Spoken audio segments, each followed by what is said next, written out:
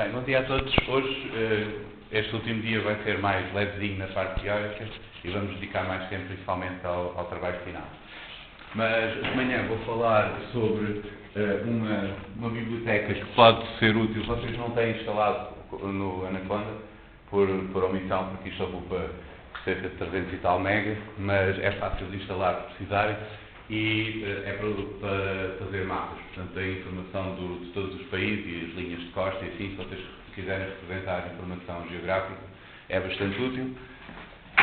E depois vou falar em algumas técnicas e algumas funcionalidades do Python que podem simplificar bastante certas tarefas. Não é necessário sabê-las, conseguem fazer tudo com o que já vimos até agora, mas se fizerem este tipo de coisas pode-vos facilitar bastante a vida em algumas tarefas. Como criar scripts em Python que podem receber argumentos quando vocês os mandam executar, argumentos mesmo na linha de código, para depois pôr, por exemplo, em ficheiros bases ou assim. Processar conjuntos de ficheiros dentro de uma pasta, ou seja, listar os ficheiros que estão dentro de uma pasta, se vocês quiserem agregar informação em muitos ficheiros e não ter de fazer primeiro uma lista de quais são os ficheiros. Depois algumas técnicas para criar funções geradoras que vão gerando valores diferentes e criar listas de uma forma mais sucinta. E depois um pouco sobre funções geradas por funções e objetos e classes, pode ser útil em alguns casos de programas mais complexos. Mas vamos começar primeiro por esta parte. Isto está relacionado também com o quinto exercício para a entrega, mas só os 4 melhores é que são considerados para a avaliação. Portanto, se vocês já fizeram 4, podem ignorar este. Se há um dos outros que é muito complicado, vos parece complicado, este aqui que vocês têm para hoje é bastante mais simples. E basicamente, hoje vão fazer um gráfico com informação de sismos e vão se basear neste primeiro exemplo, neste primeiro ficheiro, que tem os sismos principais do último século no mundo inteiro. Vocês não vão usar aquela biblioteca dos mapas, não têm instalado, vão fazer só um gráfico de magnitude e profundidade e assim. Eu vou mostrar aqui como é que nós podemos usar esta biblioteca de mapas se quiséssemos representar os sismos geograficamente. Nós temos este ficheiro que tem muita informação sobre o ano em que ocorreu o sismo, magnitude, profundidade. Não está aqui no ficheiro de dados explicado o que é cada coluna, mas existe um ficheiro auxiliar que tem a explicação da estrutura e que vocês podem consultar para ver onde está a informação. E o que nós vamos fazer é ler o ficheiro para uma matriz em que vamos guardar a informação do latitude, longitude e da magnitude dos sismos. E consultando, este é o ficheiro que tem os dados, e consultando o ficheiro que descreve a estrutura, nós podemos saber em que sítio é que está cada um destes valores. Portanto, o que estamos a fazer aqui é ler cada linha, extrair da linha os caracteres que estão na região correspondente a cada um destes campos, da longitude, latitude e magnitude, e depois converter essa string para um número. E depois, no fim, temos uma tabela que tem 3 colunas, uma com a latitude, outra com a longitude e outra com a magnitude, e tem todos estes sismos, os sismos significativos dos últimos 100 anos. Agora, queremos criar um mapa onde representamos todos estes sismos. E aqui há 2 problemas, basicamente, que este módulo, este base map, esta classe que vem aqui no módulo base map, nos resolve. Um deles é conseguir representar as linhas de costa, ou os países, ou assim, para nós conseguirmos ver no mapa. Aquela biblioteca tem informação sobre todas estas formas, as formas dos países, das linhas de costa e dos rios. Outro problema também é a projeção, porque nós estamos a representar algo que está a ocorrer à superfície de uma esfera, à superfície da Terra, e temos de projetar isso em 2 dimensões. E há muitas formas diferentes de fazer essa projeção.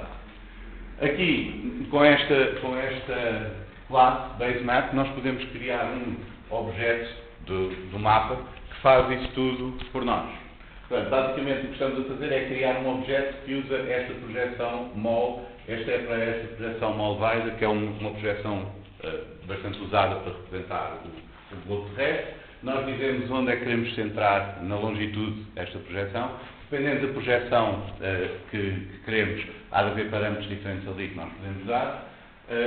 e a resolução que queremos é coarse, neste caso. É para não detalhar muito a linha de costa, torna-se mais rápido de fazer e como nós queremos um mapa do mundo inteiro, não precisamos de grande detalhe nas linhas. Depois pedimos para desenhar as linhas de costa com a espessura de linha 0,25, desenhar os países, preencher os países com esta cor, os lagos com esta coral para os países, água para os lagos, desenhar tudo o que está fora no oceano com esta cor, água, e depois desenhar os meridianos e os paralelos. Portanto, tudo isto, nós dizemos onde é que queremos os meridianos e os paralelos, quais são as cores para os países, etc. E aquele objeto cria-nos um mapa com a projeção certa. Depois, fazemos um scatter plot dos nossos valores, que são longitude e latitude dos sismos, e com um tamanho, o marcador será uma bola, com um tamanho que eu inventei aqui, que seria 4 elevado à magnitude. Portanto, basicamente, a magnitude é uma escala exponencial. Eu usei a base 4 em vez da base 10, para depois não ficar com bolas muito grandes, mas isto é uma coisa que pode ser ajustada a 8, é só para fazer a representação gráfica. E o que nós temos é isto aqui. Portanto, todo o trabalho de desenhar o mapa, os países e fazer a projeção da latitude e longitude para aquela forma é feito pelo objeto do mapa. Nós não precisamos se preocupar com isso. Só precisamos dar os dados e ele faz o plot. Portanto, se vocês quiserem representar a informação geográfica, esta biblioteca é bastante útil. Têm de instalar, não vem por default com o Anaconda, porque é maior do que o resto de tudo do Anaconda, mas é principalmente por causa da informação toda para desenhar os mapas. Mas é fácil de instalar e de usar. Podemos ver também só outro exemplo com dados regionais, com outra... Enfim, também para rever um pouco algumas destas coisas de extrair informação e assim. Vamos usar os dados aqui do Instituto Português do Mar e da Atmosfera, que tem uma parte sobre sismos que ocorrem próximo de Portugal e que está constantemente a ser atualizado. Portanto, nós podemos ir a esta página e extrair a informação mais recente que eles têm para representar. Nesta página, isto é o HTML, vocês já vimos logo no início um exemplo disto. Portanto, assim, a olho parece um bocado complicado, mas tem estas regularidades de definir a tabela. Depois temos aqui cada uma das células, cada uma das linhas da tabela. O TR é o Table Row e depois cada uma das células com o TD. E nós podemos extrair daí os valores que queremos. Podíamos fazer isto à mão, como vimos logo no início, ir à procura de todos estes tags e extrair. Mas vamos usar esta biblioteca, Beautiful Soup, esta classe Beautiful Soup do BS4, que faz o parsing do HTML e depois dá-nos um objeto que nos permite aceder facilmente aos vários elementos do HTML. Portanto, basicamente o HTML cria uma estrutura em árvore com elementos dentro dos outros elementos e nós depois podemos navegar nessa estrutura uma vez que este objeto faz o parsing do HTML. Então, para carregar a tabela, vamos usar o URL-lib2, já vimos também o exemplo disto, para ir buscar a página, aquele URL. Depois, vamos criar este Beautiful Soup com este HTML, com a fonte da página, para nos dar um objeto que digeriu todo aquele HTML e que nos dá aquelas funcionalidades para podermos aceder aos elementos que queremos.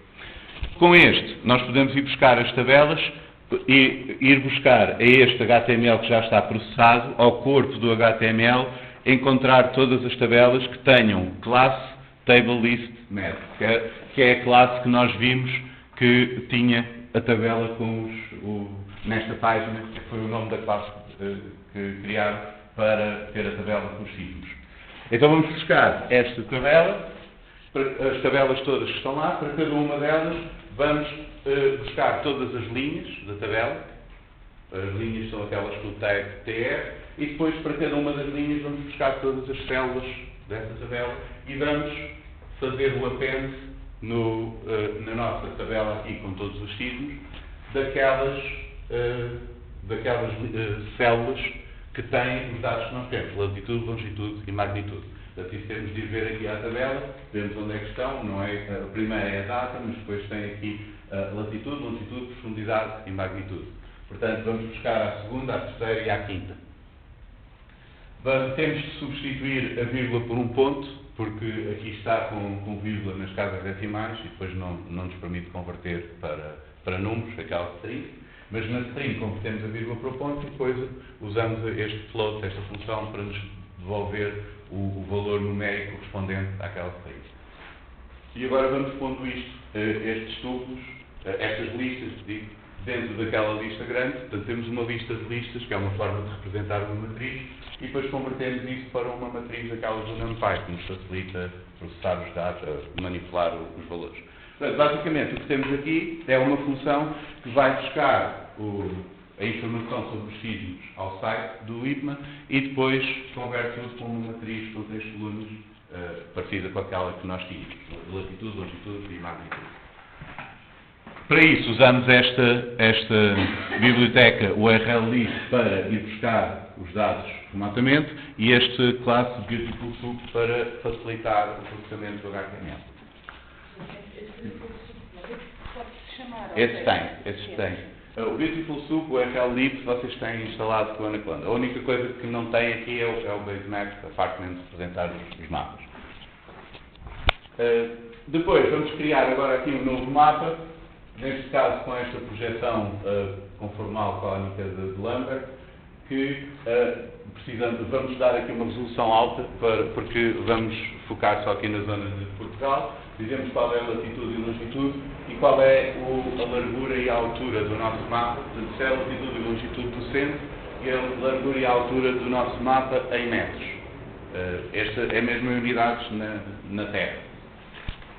E fazemos a mesma coisa aqui, desenhar as linhas de costas, continentes e assim por diante. Portanto, esta parte é simplesmente usar aquele objeto para fazer o boneco e depois vamos representar os sítios. Desta vez usei uma forma parecida, só alterei ali um bocadinho abaixo por causa do tamanho das bolas, mas a ideia é a mesma.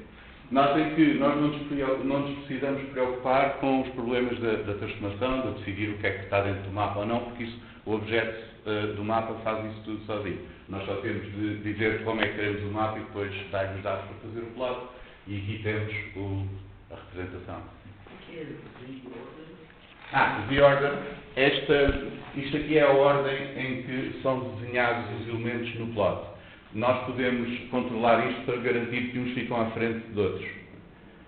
Porque pode acontecer, suponham que vocês estão a representar várias séries e uma delas que tem muitos pontos está a tapar pontos de outra, ou assim. Então podem controlar o the order para garantir que há uma que fica à frente. Neste caso não sei se era estritamente necessário, porque eu penso que esta para omissão ia ficar à frente daquela. Já não me lembro porque é que eu pus aqui. Mas de qualquer maneira, ainda bem comentado, porque isto pode ser útil. Sim, os Zs é profundidade da cá. Portanto, quanto mais alto, mais perto da pessoa. Ou em último, mais tarde é desenhado. Portanto, fica por cima dos outros que são desenhados antes. Só um último exemplo de mapas, usando os dados de uma participante também dos anos anteriores, a Susana Noronha, que ela estava a fazer um trabalho de medição da erosão ali na baía do Seixal, em que enterravam umas estacas na areia e depois, com o tempo, passavam uns meses e assim ia vendo se as estacas estavam mais expostas ou mais soterradas para ver a erosão e a deposição em vários sítios. E tinha as coordenadas GPS das várias estacas que tinha colocado e a ideia era representar isso na imagem do Seixal. Portanto, o problema é parecido, mas neste caso vamos ler também aqui uma imagem, vamos usar aqui o image do Matplotlib para ler a imagem. E depois a questão é criar aqui um mapa, usando outra vez esta projeção de Lambert conforme o cónico. O problema aqui era só ajustar a latitude e longitude com um ponto de referência qualquer, que é para sabermos que estávamos a pôr a imagem no sítio certo do mapa. Mas isso depois é questão de dizer, por exemplo, no Google Maps, um ponto de referência é latitude e longitude e ajustar assim. E agora o que é preciso fazer é só mostrar no mapa, no próprio objeto de mapa, aquela imagem, neste caso Origin Upper, é porque por convenção nós quando desenhamos os gráficos consideramos o zero cá em baixo e aumentar no Y é ir para cima. Nas imagens, a convenção ao contrário, 0 é lá em cima e as coordenadas aumentam para baixo. E então, se nós não dizemos que a origem da imagem é para pôr lá em cima no gráfico, a imagem tende a ficar invertida quando nós pomos uma imagem no gráfico. Mas isto são aquele tipo de detalhes que, se vocês tiverem que fazer uma coisa destas, é fácil de encontrar os exemplos. Mas, basicamente, o que temos de fazer aqui é criar um mapa, pintar no mapa a imagem que nós temos, de satélite. Notem que aqui não estou a desenhar as linhas de costa, nem os países, nada disso, porque não interessa, já tenho a imagem. E depois projetar lá os dados que temos, latitude e longitude, e agora temos aqui as posições das estacas na imagem de satélite. Portanto, esta biblioteca é bastante útil para não termos de nos preocupar com as conversões todas das projeções e dos ajustes das coordenadas. Damos tudo em latitude e longitude e o objeto do mapa faz as contas todas por nós. Então, esta primeira parte dos mapas, principalmente a parte inicial de ler aqueles sismos do último século, é o que vocês terão de fazer para o último exercício, o tutorial 5. Portanto, podem partir daquela função de ler os dados de latitude, longitude e magnitude, terão de adaptar um pouco para o exercício e depois fazem os gráficos. Neste caso, no tutorial 5, não serão com mapas, serão mesmo só uns plotzinhos. Então vamos ver agora como é que nós podemos criar um script em Python que permita receber argumentos quando é executado. A ideia aqui é que nós podemos, desta forma, podemos criar um script que podemos encaixar com outros programas, por exemplo, num ficheiro VATS, que corre vários programas em sequência, ou que pode ser executado várias vezes com argumentos diferentes. Vamos escrever um script chamado countryplot, que vai fazer aquele gráfico da taxa de infecção de tuberculose, recebendo o código do país que nós queremos, o nome do ficheiro que tem os dados todos, para todos os países. Portanto, se vocês, só para recordar, nós tínhamos um ficheiro com os dados todos da taxa de infecção da Organização Mundial de Saúde e que tinha para todos os países, para diferentes anos. E nós, assim, podemos especificar qual é o ano que queremos e o nosso programa, qual é o país que queremos e o nosso programa vai retirar os dados desse país. Então, nós precisamos de dar o código do país, qual é o ficheiro de input, que tem os dados todos, e qual é o nome da imagem que o nosso script vai gravar. Desta forma, nós simplesmente corremos o nosso script com estes 3 argumentos e ele automaticamente gera a imagem. Não tem de nos perguntar, não temos de estar a correr o spider ou fazer as coisas à mão, e podemos automatizar este processo mais facilmente. Para isso, vamos usar esta função, este módulo aqui, argparse, que é um módulo de Python para fazer processamento desses argumentos na linha de comando.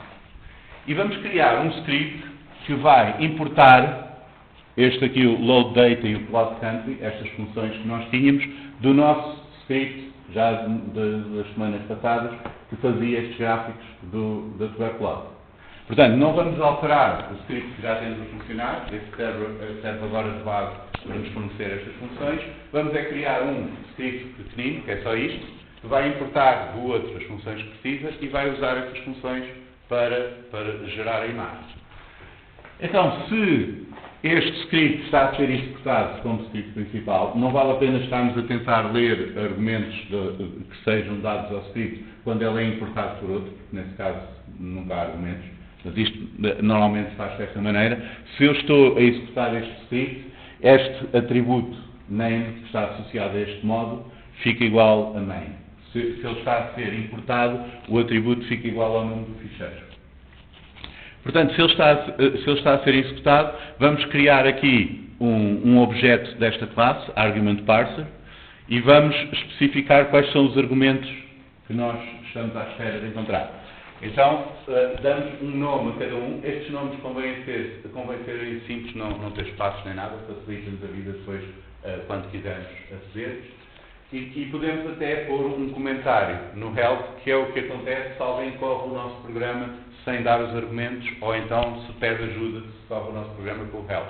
Então vai ver o que é cada argumento e o nosso comentário acerca dele. Portanto, convém que seja alguma coisa informativa para quem vai usar o nosso script conseguir saber o que é que precisa de pôr lá, ou então para nós, uns meses mais tarde, quando já nos lembrarmos do que é que nos veio. também acontece muitas vezes. Então, o que estamos a fazer aqui basicamente é especificar quais são os argumentos que esperamos receber de quem corre o nosso script. Neste caso são todos argumentos posicionais, vem um em primeiro lugar, outro em segundo, outro em terceiro, podem pôr também opções, têm várias coisas diferentes. Só estou a dar aqui um exemplo simples, depois se quiserem fazer algo mais complexo é só questão de ver a documentação do ArcParse. Depois vamos chamar esta função deste parser para digerir os argumentos todos, fazer o parsing, e estes argumentos que ele vai desenvolver, este objeto, tem os valores, todos estes argumentos que foram dados em campos com o nome que nós demos aqui. Portanto, este objeto vai ter um campo chamado country, porque eu especifiquei ali country, outro chamado input, outro chamado output. Então, o que eu vou fazer agora é carregar os dados do nome do ficheiro, dando para esta função load_data o nome do ficheiro que nos deram no argumento, aquele input, e depois fazer o desenho do gráfico para este ficheiro de output, o ficheiro de imagem. Desta forma, nós podemos correr o nosso programa, se nós, na linha de comando do sistema operativo, da consola, fizermos Python e corrermos este script, sem argumentos, ele vai-nos dar aqui a mensagem do help, a dizer que precisa daqueles argumentos. Se nós dermos os argumentos, portanto, chamamos o interpretador, Python, para interpretar este script e agora escrevemos a seguir o que é que queremos que seja fornecido ao nosso script. Portanto, PST é o código para Portugal, este é o nome do ficheiro que nós queremos carregar e este é o nome do ficheiro de imagem que queremos que o nosso script gere. E então ele depois gera esta imagem naquele ficheiro. E nós, desta maneira, sem alterar mais o nosso script, podemos corrê-lo para qualquer país e qualquer ficheiro de entrada e de saída.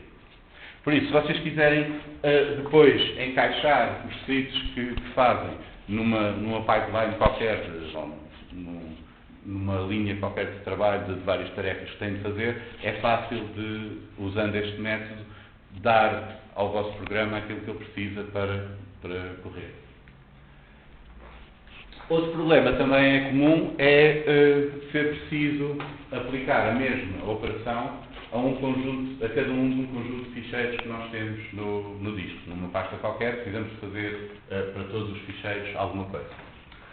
Um módulo que é bastante útil para isto é este do glob.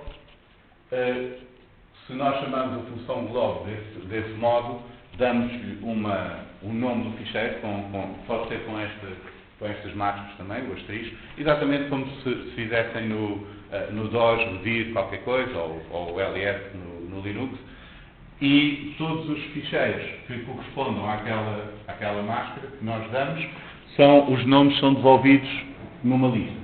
Portanto, nós podemos, com esta função glob, listar todos os ficheiros de um certo tipo que nós temos numa pasta, ou que nós quisermos. Vou dar aqui um exemplo um pouco mais complicado, mas para mostrar como é que nós podemos usar isto na prática. Nós começamos numa imagem destas de microscopia de fluorescência, onde conseguimos ver estas bolinhas são as membranas das bactérias com a substância fluorescente lá. E depois, esta imagem é processada, também automaticamente, as várias bactérias são segmentadas e cada uma daquelas células dá uma imagem destas, uma tira, que mostra como foi feita a segmentação, aquilo que parece ao programa que fez a segmentação ser a célula, a parte da membrana exterior, a parte do septo, aqui quando ela se está a dividir, e a parte do citoplasma. Portanto, em alguns casos a segmentação não está muito bem feita e não acertou bem no sítio, noutros casos parece ser acertado e há células que se estão a dividir e células que não se estão a dividir. E agora o que nós queremos fazer é, temos numa pasta várias centenas destes ficheiros com estas tirinhas e queremos criar duas imagens compostas, uma daquelas células que não parecem estar a dividir e outra das células que estão a dividir. Notem que a escala aqui está diferente, porque esta tem muito mais células e a imagem ficou mais pequena. As células têm aproximadamente o mesmo tamanho, mas nós queremos fazer isto automaticamente, percorrer todos os ficheiros da imagem e fazer esta separação. Já agora aproveito para mostrar não só a parte de percorrer os ficheiros, mas também a maneira de processarmos as imagens. Temos aqui uma biblioteca que vocês têm também com o Anaconda, este é o Scikit Image, que tem Tem várias funções para ler imagens, gravar imagens, processar imagens, etc.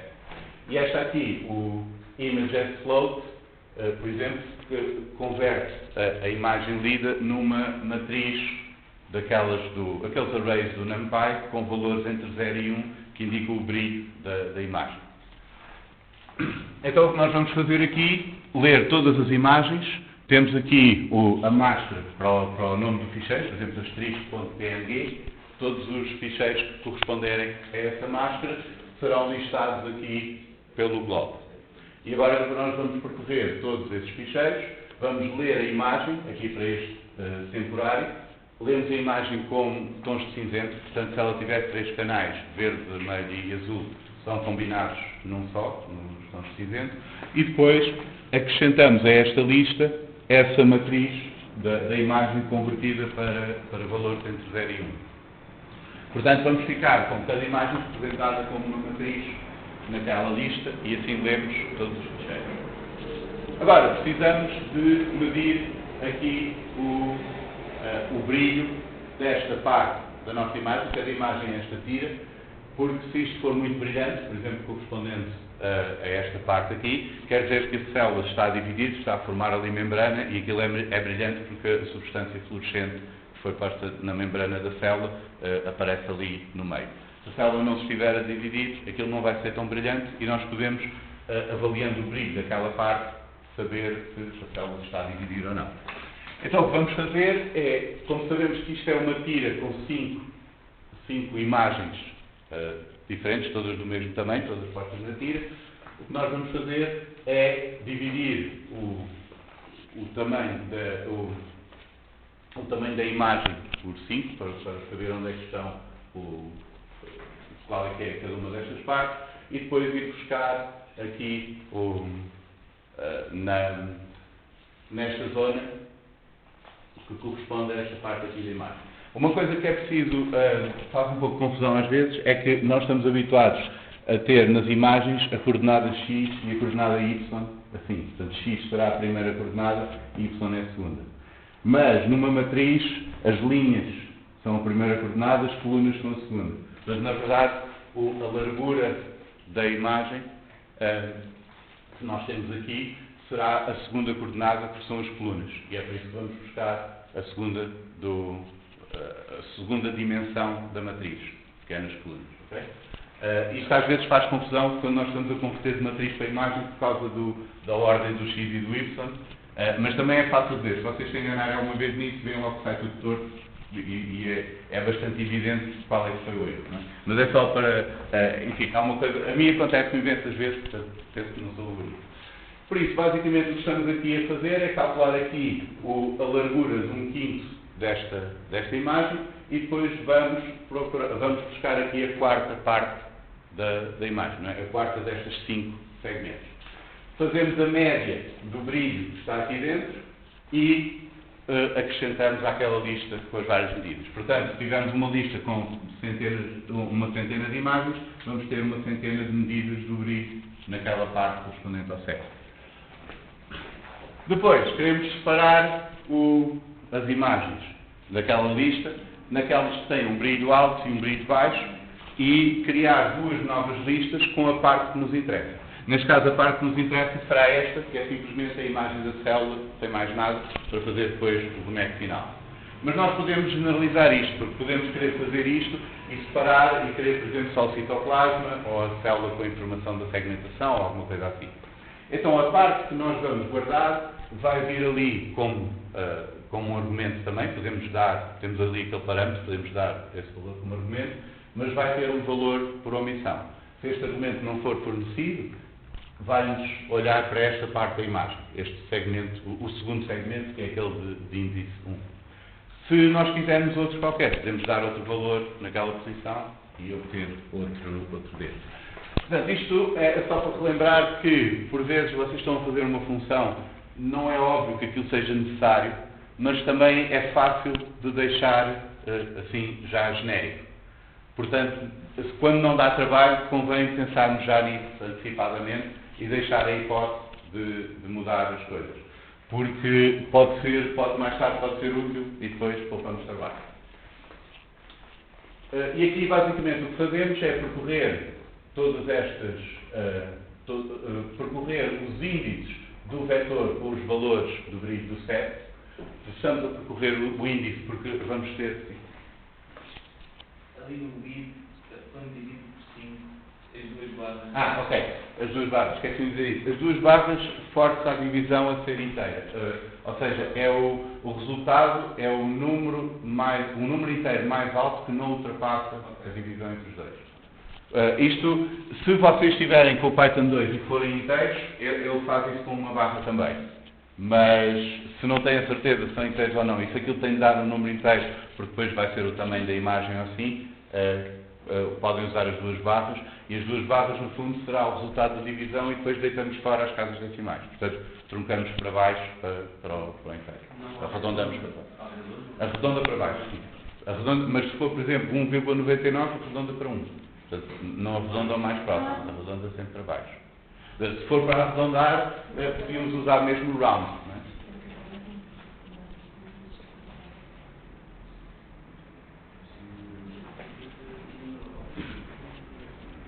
Portanto, aqui o que fazemos será, vamos buscar este segmento aqui, neste caso, e agora vamos ver se o valor do brilho do set está abaixo deste valor limite que nos é fornecido. Se estiver abaixo, este vai para os baixos, se não, vai para os altos. E então vamos copiar esta imagem aqui de cada uma destas tiras e pôr numa das duas listas, alto ou baixo, conforme o valor do brilho do set.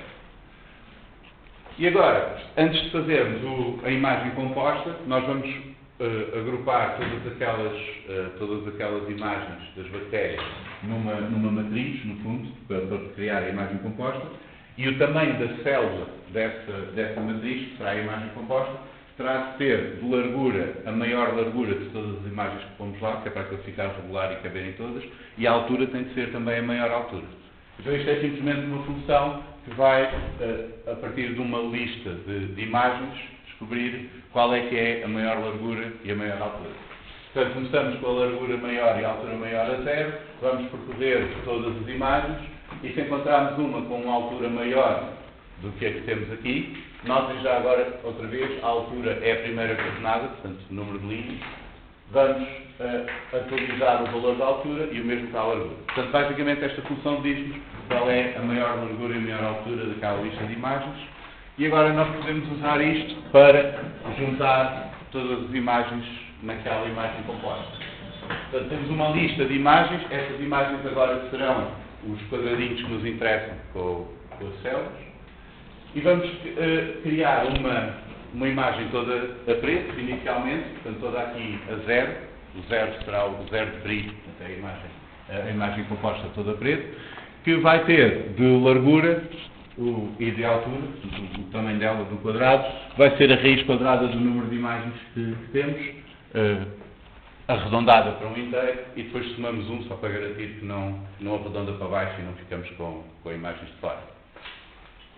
E depois o que vamos fazer é para cada uma destas células naquela matriz composta, portanto da altura e da largura, vamos buscar a imagem correspondente e copiá-la para aquele sítio da imagem composta. Portanto, basta dizer quais são as coordenadas, a zona da imagem composta onde nós queremos pôr a imagem que estamos a copiar para lá. A única coisa que precisamos fazer aqui é ter atenção que aquele quadrado ou aquele retângulo para onde nós vamos copiar a imagem, tem de ter o mesmo tamanho da imagem. Portanto, este aqui, o VP e o HP, o ponto vertical e o ponto horizontal, será o canto superior esquerdo do sítio onde a imagem vai ser copiada, e a largura e a altura é a largura e a altura da imagem. Portanto, vamos buscar aquela matriz que corresponde à imagem que estamos a copiar e uma matriz do mesmo tamanho dentro da nossa imagem composta para onde vamos copiar. E isso é fácil de fazer, basta uma linha por causa da forma como estes arrays de NumPy permitem fazer este tipo de indexação e copiar em bloco. Portanto, no fim, fazemos isto e obtemos estas imagens aqui. Aqui será como podemos usar o nosso programa. Vamos carregar todas as imagens que estão na pasta Images e que são PNG. Portanto, todos os ficheiros PNG da pasta Images são carregados por aquela função Load Images. Depois vamos criar aqui uma lista onde medimos todos os valores do septo de todas aquelas tirinhas. E agora vamos dividir usando este threshold, este valor limite 0,05, em baixos e altos, e depois gravamos as duas imagens, a do baixo, fazendo a junção no composto desta lista de células, as que têm o valor baixo no septo, e no alto, aquelas outras. Portanto, estas têm menos, a imagem está aqui um pouco ampliada, estas têm mais, e conseguimos ver, mais ou menos, estas geralmente são as que não têm o septo e estas são as que estão a dividir. Mas isto foi um exemplo de como processar um conjunto de grandes ficheiros e como processar imagens. Por vezes, enfim, não há muita gente que precisa de fazer processamento de imagens, mas por vezes tem de fazer alguma coisa para extrair alguma informação do conjunto de imagens. Então vamos ver agora uns aspectos um pouco mais teóricos da parte de programação em Python e vamos começar por estas funções geradoras.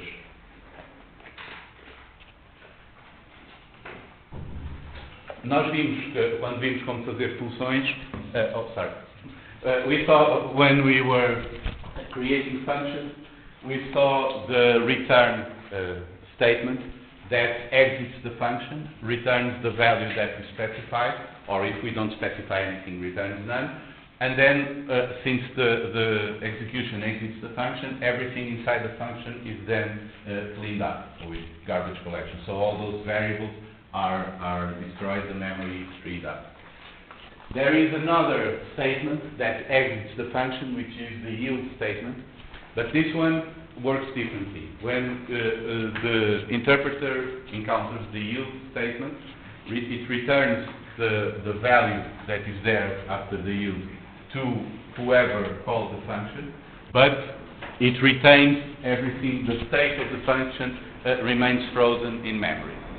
And if the function object is asked for the next value, then it will return to where the yield was found, and everything will continue after. So we can create a function that can be called consecutive times and can be used to generate a series of values. So this is typically used in loops. If we use this function in a for loop, we will have in this loop the function will be called several times, but it will always return the values with yield, so the state will be frozen and it can be called again and obtain the next value. So this. So it won't overwrite the value? It just keeps adding to it like one more? No, it will overwrite here. So this value p, for instance, what this function is doing is it copies the base to this p value, and then it starts a loop up to count number of times and yields p. So at this point, the interpreter will exit the function with the p value, and it will return the p value here to this iteration, to this loop. But then, when the next value is asked for, the interpreter will continue here, and this p will still remain inside the function, inside the environment of the function. So when it does this, p will become, this is a short notation for p equals to p times base. So p is multiplied by base and copied into p again. So now p is updated. But this value was the same as in the iteration before, because when the interpreter encountered the yield statement, it froze everything on the environment of the function. So now it will go back to the start of the loop, it will yield p again, and this is the new p multiplied by the base. So each time the next value of the function is called, it will multiply by the base and then return that result. So it will start with 2, 4, 8, 16, 32, and so on, and you get the exponential series of values. And these are the results are obtained for each iteration of the loop. So this may be useful if you want to if you want to iterate over things that may be a bit complex, for example, a few years and all the months in each year and all the days in each month or something like that, and you don't want to repeat those loops in different positions of your code, you can create a generator function that does all these combinations and returns them, and then it's easier to use elsewhere.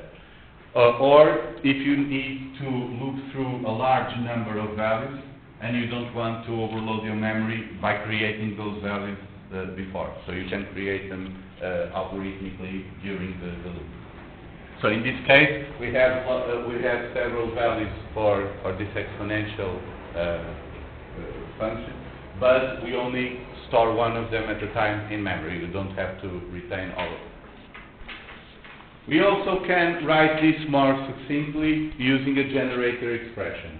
The generator expression is composed of the output, what we want to output at each iteration, a loop, a for something, and optionally a condition that determines if the value is output or not. And we put everything between parentheses. So in this case, I'm going to output 2 raised to p for every p between 1 and 10. So remember that range stops before the last value. But only if there is a character 1 in the string representation of 2 raised to p. So I want all the powers of 2 that have a 1 inside them anyway. So this creates a generator object. It did not compute anything yet. It just knows the recipe for doing this computation. But now I can loop through all these objects. So for every value in this generator object, I want to print a value. This print followed by a comma will not change line. So usually when you do print several times, you change the line and it puts in a new line. If you write print and followed by a comma, if you end your print with a comma, then it will not change the line, it will just add a space.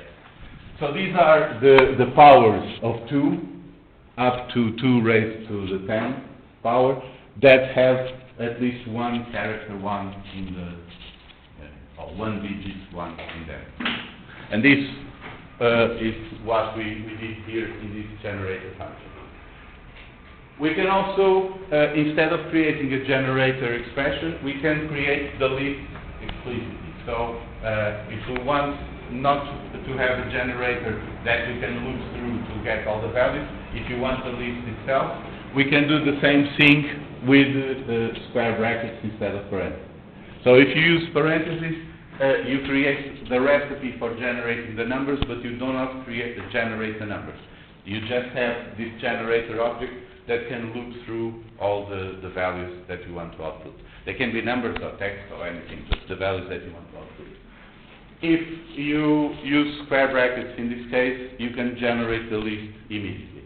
So in this case, these variable powers will have the list of those powers of 2 that contain at least 1 digit 1. So in this, if you use square brackets, that recipe is executed immediately, and the only thing that is output is the list of values. Now, another thing that can be useful in some cases is to use the function closure, which is basically what we can do by creating a function from inside another function, and the interpreter will retain the environment of the function that is outside this second function. So let's consider, for example, this function here that returns Fibonacci values. So that this is just to illustrate that for Python, each function is also an object. So it's something that is in memory that has data associated with it, and this includes also the environment of the variables it can look at.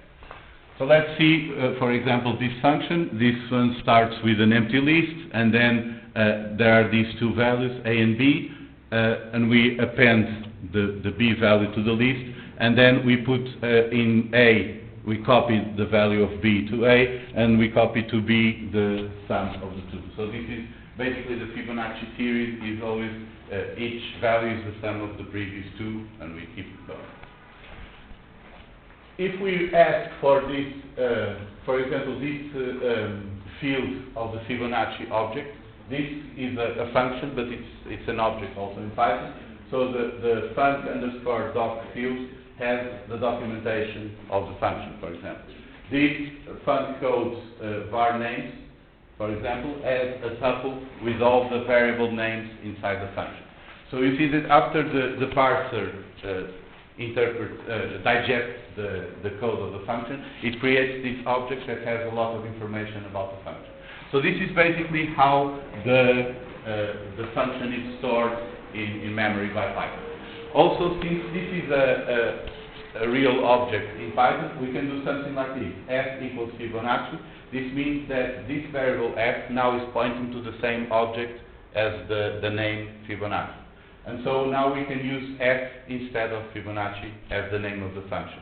So both of them will point to the same object and do the same thing when we want to execute it. Okay, so since we now have this idea of the function as really an object, it's easier to understand how we can use closure here. Let's suppose that we have this function that plots any function. A function is an object, so we can also give a function as an argument to another function, and plots any function given a vector of x values, and it saves the plot to an image file. So what it does is it creates a figure, and it plots this x as the x values, and the y values are the result of calling that function func with the vector of x values. So whatever this function is, as long as it receives a vector of x values and outputs the corresponding y values, we can just plug it into this one and generate the plot.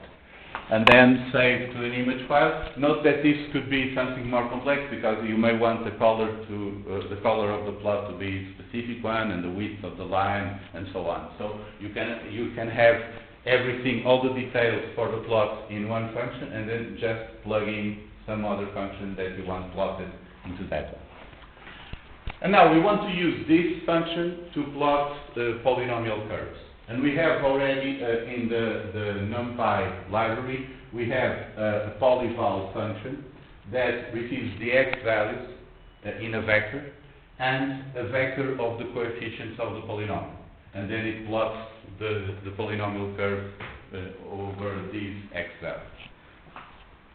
The problem is that this function, we cannot plug it in there, because this will only, this function here will only provide the x values. And the polyval function also needs the coefficients of the polynomial. But here we can use function closure, which is a functionality of Python that Python stores the environment in which the function was created. So, for example, consider this function here, polyfunc with the coefficients. Inside this function, we will create a new function called poly, which receives some x value. And this function will return the vector generated by the polyval function from NumPy over those x values given these coefficients. Since this function is inside the polyfunc function, it can access that variable there, coefficients. And then the polyfunc function will return this object. So whenever Python encounters that def statement, it will create an object of a function. In this case, it will create this object poly, and then it returns that function it created. But when it returns that function, the interpreter knows that this function needs access to that other variable. So this variable will remain in the environment of the object that was created, of the function object. So the result is that we can create these two functions, f and g. This one is a polynomial function with coefficients 1 to 3. So x squared times 2x plus 3. This one is x squared minus 2x plus 3. So we create two polynomial functions in this way. Each one of these will have a copy of its corresponding set of coefficients in its own environment. So these values are not thrown away when the polyfunc function terminates. And the usefulness of this is now that we can plug in these f and g functions into our plot function, because this plot function requires a function that only receives the x as input, but each of these functions, each of these f and g, still has their own coefficients available. So what we get as a result is that since we define two polynomial functions with different sets of coefficients, when we plot the graphs, we have different curves because of the different coefficients. So this is, if you need to fit together different functions that don't work very well, you can use Clojure to add the additional parameters and to... this is something that you can also do using global variables or something like that. But it can get a lot messier in some cases without using this type of thing. Another thing that we've been seeing is we know how to create objects, functions, vectors, and lists, and so on.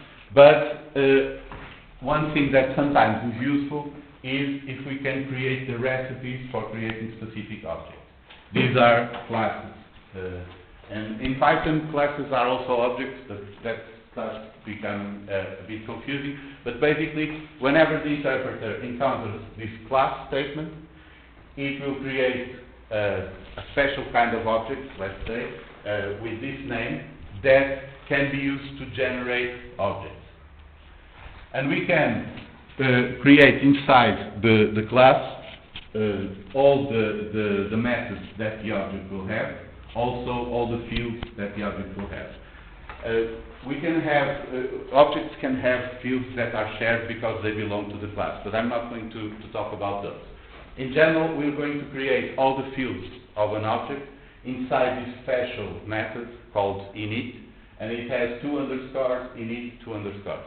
By convention, in Python, those names that have two underscores in the beginning and the end are special. They are used for specific functions by the interpreter, and we should use them with care.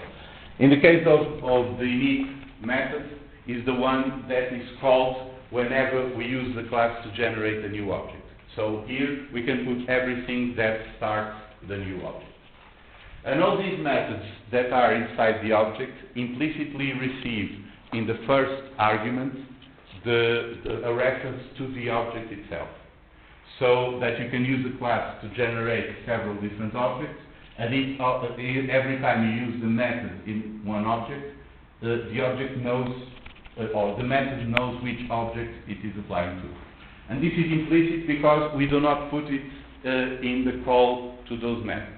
For example, let's suppose that I create this class, I define this init method, I add this self, this is typically the name of the variable we use to refer to the object itself, and there is a value too.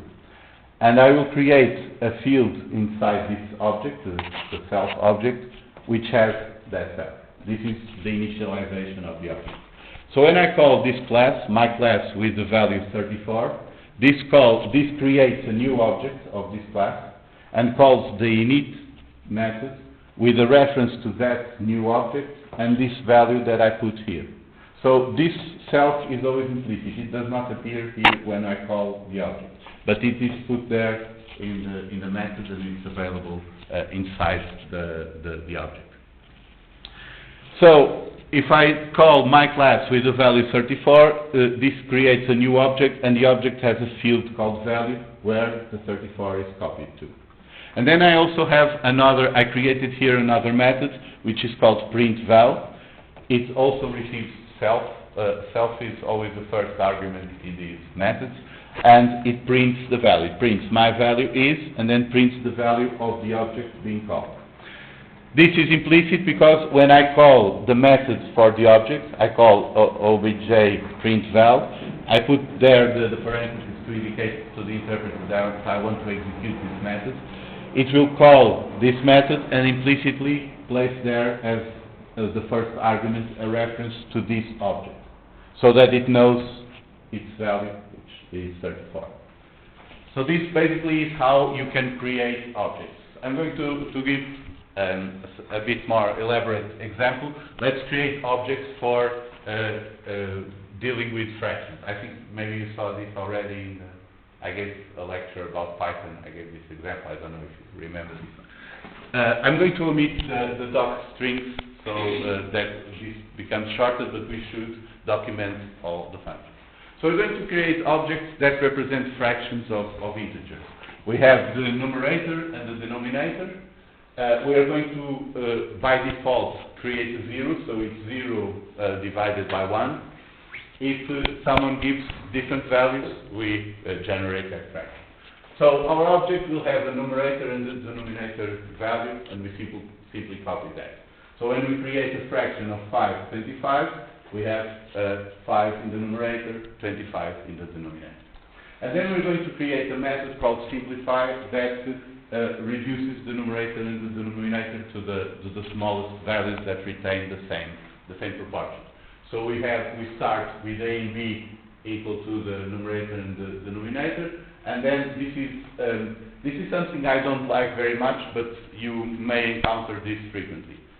When we're dealing with conditions like if and while, I'm going to talk a bit more about while, a 0 counts as false too.